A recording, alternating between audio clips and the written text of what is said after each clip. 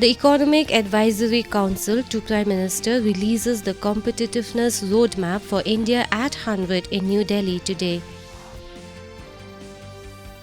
Prime Minister Narendra Modi called upon the officer trainees of 2021 batch of India Foreign Service in popularizing millets for the benefit of farmers.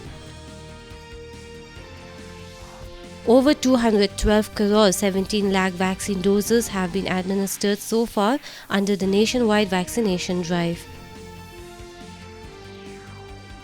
UN General Assembly President and Maldives Foreign Minister Abdullah Shahid has said that people-to-people ties and key agreements make India-Maldives relations outstanding. Interacting with athletes and fitness icons on the National Sports Day yesterday, Union Education Minister Dharmendra Pradhan said that the government is in the process of including sports and its various aspects into the school curriculum.